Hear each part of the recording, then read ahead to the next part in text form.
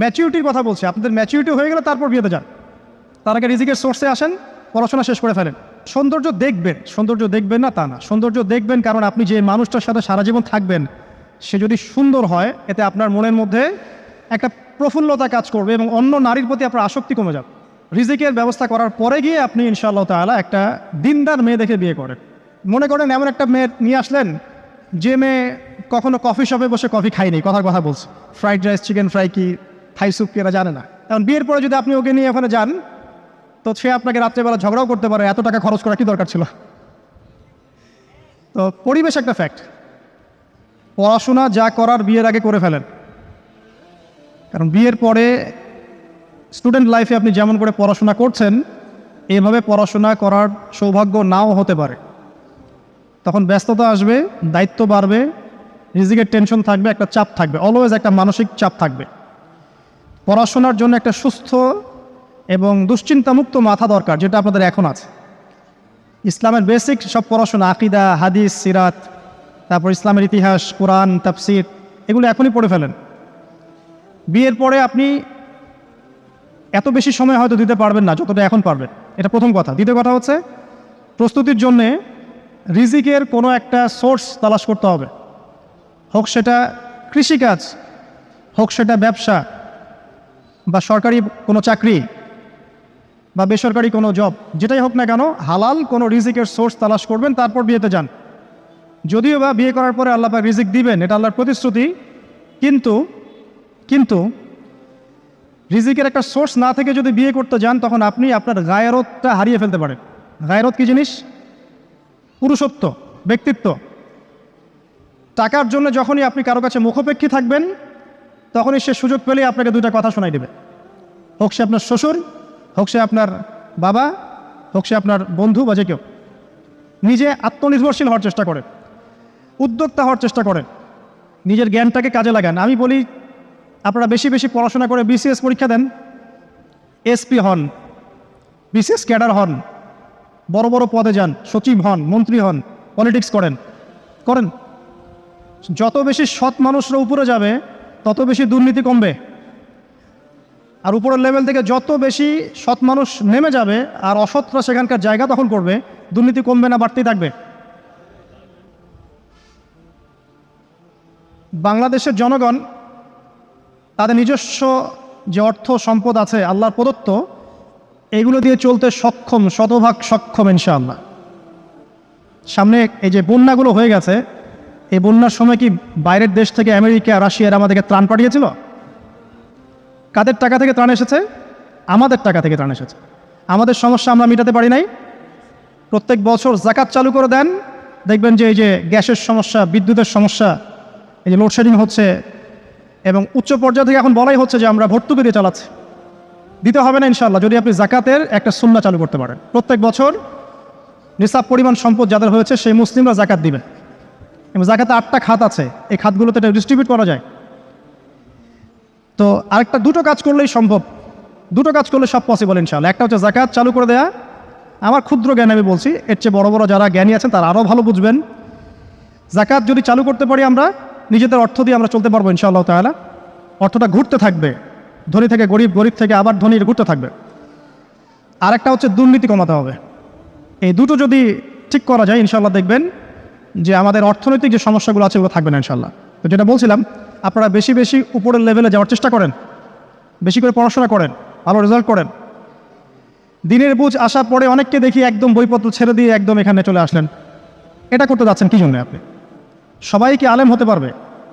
সবাই কি মুফতি তকি ওসমানী হতে পারবে? পারবে?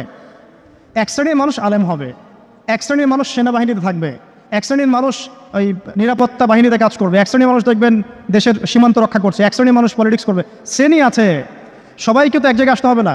এক একজনের দায়িত্ব এক এক রকম। আপনারা পড়াশোনা করে ভালো ভালো চাকরি করেন, গভর্নমেন্ট জবে যান, বেসরকারি বড় পোস্টে যান, এখন আপনাদের বয়স আছে। রিজিকের ব্যবস্থা করার পরে গিয়ে আপনি ইনশাআল্লাহ তাআলা একটা দিনদার মেয়ে দেখে বিয়ে করেন। আর দিনদারিতা আমি আবার বলছি যে শুধু বাহ্যিক বোরখা দেখলেই বোঝা যাবে না যে মেয়েটা দিনদার, ঠিক আছে? এর জন্য প্রথমত আল্লাহর কাছে দোয়া করা জরুরি। মেয়ের বংশ সম্পর্কে খবর নেবেন, মেয়ের মা, মেয়ের বাবা, মেয়ের দাদা, নানা, নানি কেমন ছিল, বংশ কেমন ছিল আর কি। হ্যাঁ, হতে পারে একটা খারাপ বংশ থেকেও একটা ভালো মেয়ে আসতে পারে, ন্যাচারালি একটা বংশের একটা কি থাকে, একটা প্রভাব তো থাকেই, একটা পরিবেশের প্রভাব থাকে না, থাকে। মনে করেন এমন একটা মেয়ে নিয়ে আসলেন যে মেয়ে কখনো কফি শপে বসে কফি খায়নি, কথার কথা বলছে, ফ্যামিলিগতভাবে তারা কখনো কফি শপে বসে খায় নাই, ফ্রাইড রাইস, চিকেন ফ্রাই কি, থাই স্যুপ কি এরা জানে না। কারণ বিয়ের পরে যদি আপনি ওকে নিয়ে ওখানে যান তো সে আপনাকে রাত্রেবেলা ঝগড়াও করতে পারে, এত টাকা খরচ করা কি দরকার ছিল। তো পরিবেশ একটা ফ্যাক্ট। তো আপনি মেয়ের বংশ দেখবেন, আর এই যে বাহ্যিক সৌন্দর্য, সৌন্দর্য দেখবেন না তা না, সৌন্দর্য দেখবেন কারণ আপনি যে মানুষটার সাথে সারা জীবন থাকবেন সে যদি সুন্দর হয় এতে আপনার মনের মধ্যে একটা প্রফুল্লতা কাজ করবে এবং অন্য নারীর প্রতি আপনার আসক্তি কমে যাবে। কিন্তু সৌন্দর্যটা মূল উপাদান নয়, তার দিনদারিতা মূল উপাদান। যদি দিনদারিতা থাকে, আকীদা ঠিক থাকে, আমল ভালো, মাশাআল্লাহ, ফরজ ওয়াজিব মেনে চলে, খাস পর্দা করে, আপনি বাকি বিষয়গুলোকে গৌণ রেখে এটাকে মুখ্য রাখেন, এগুলো মূল প্রস্তুতি। আরেকটা প্রস্তুতি বললে অনেক বলা যায়, একটা বলছি যে আপনি নিজে পবিত্র থাকার চেষ্টা করেন, আল্লাহ পাক আপনাকে পবিত্র স্ত্রী দিবেন ইনশাআল্লাহ। আপনি যদি অপবিত্র হয়ে যান, মনে রাখবেন আল্লাহ পাক কিন্তু আহকামুল হাকিমিন, বিচারক, আল্লাহ পাক সেরা বিচারক। আপনি পবিত্র থাকেন, নিজের নফসকে পবিত্র রাখেন, পর্নোগ্রাফি থেকে দূরে থাকেন, প্রেম করেন না, হারাম অ্যাফেয়ার্সে যায় না, এই যে বান্ধবী বন্ধু ট্রেডিশনে যায় না, দিন পালন করেন, পড়াশোনা করেন, চাকরির তালাশ করেন, পরিবার দেখেন, রেসপন্সিবিলিটি নিয়ে শেখেন, আল্লাহ পাক দেখবেন আপনাকে পবিত্র স্ত্রী দিবেন ইনশাআল্লাহ। আর যদি একটা মনের মতো মেয়ে কখনো পেয়ে যান জীবনে, তখন ডানে বামে আর তাকাতে যাবেন না সারা জীবন। একটা মনের মতো যদি মেয়ে পেয়ে যান সারা জীবন, আপনার মনের মতো সব দিক থেকে, তাহলে ডানে বামে আর দেখতে যাবেন না, জীবনটা ছোট, একে নিয়ে কাটিয়ে দিবেন ইনশাআল্লাহ। কারণ অনেক বিষয় আছে ইসলামে ঠিকই, কিন্তু এগুলো রেসপন্সিবিলিটি পালন করা খুব ডিফিকাল্ট। ঠিক আছে, আল্লাহ পাক আমাদেরকে বোঝার তৌফিক দান করুন, আমিন। যুবকদের বিয়ের সঠিক বয়স কত? আবার বিয়ের প্রশ্ন। ম্যাচিউরিটি হয়ে গেলে বিয়ে করবে। ম্যাচিউরিটি অনেকের 30 বছরেও হয় না।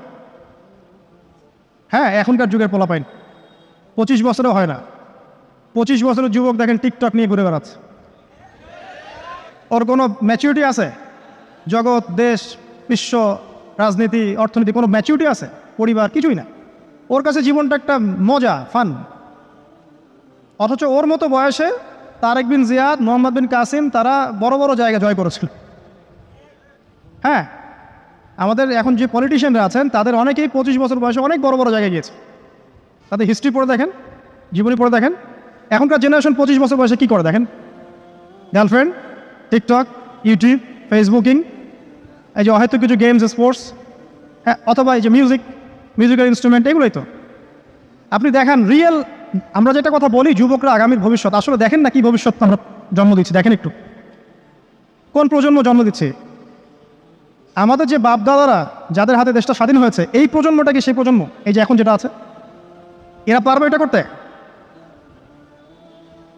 তো আমাদের ম্যাচিউরিটির কথা বলছি, আপনাদের ম্যাচিউরিটি হয়ে গেলে তারপর বিয়েতে যান, তার আগে রিজিকের সোর্সে আসেন, পড়াশোনা শেষ করে ফেলেন। আল্লাহ পাক তৌফিক এনায়েত করুন, আমিন।